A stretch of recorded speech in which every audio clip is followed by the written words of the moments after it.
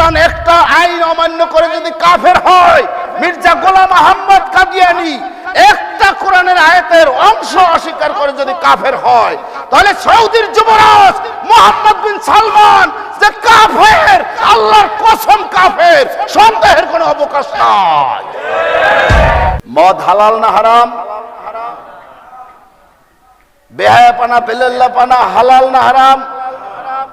জেনা বেবিচার হালাল না হারাম? অশ্লীল নাচ গান দেখা হালাল না হারাম?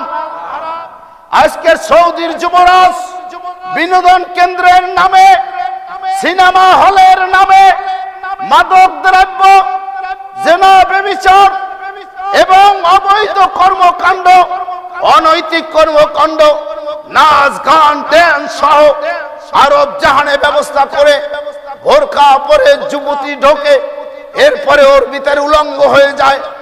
এইভাবে ওর ভিতরে যা চলবে, বাহিরে কেহ বললে তারে মৃত্যুদণ্ড কার্যকর করে কোন পুলিশ ওইখানের কোন ঘটনার কেস নিতে পারবে না।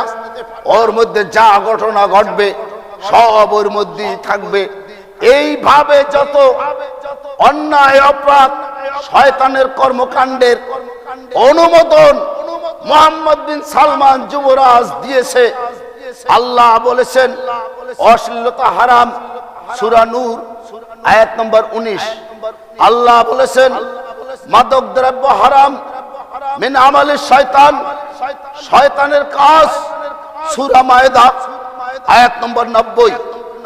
আর সৌদির যুবরাজ মোহাম্মদ বিন সালমান এই সব আল্লাহর আয়াত উপেক্ষা করে, রাষ্ট্রের সংবিধান উপেক্ষা করে, কোরআনের আইন উপেক্ষা করে যত ধরনের অপকর্ম রয়েছে ইহুদি খ্রিস্টানদের পরিচালনায়, তাদের অভিভাবকত্বে সব সৌদির ওই যুবক যুবতীদেরকে নষ্ট করার জন্য, সৌদি আরবের জনগণকে, জাতিকে ইসলাম থেকে দূরে সরানোর জন্য বিনোদন কেন্দ্রের নামে এগুলি যখন শুরু করছে, তাহলে এতগুলি আল্লাহর আইন অমান্য করলো, কোনো তওবা নাই, অনুশোচনা নাই, এটা করেই যাচ্ছে।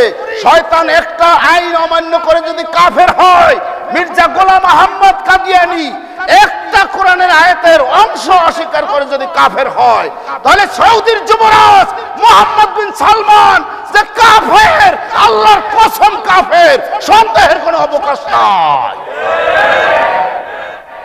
তিনি কাফের হতে পারেন, কিন্তু আমাদের দেশের মুসলমান নেতা নেত্রীরা যদি ওই কাজগুলি করে, তাহলে তারা মুসলমান থাকবে নাকি? কথা বুঝছেন তো?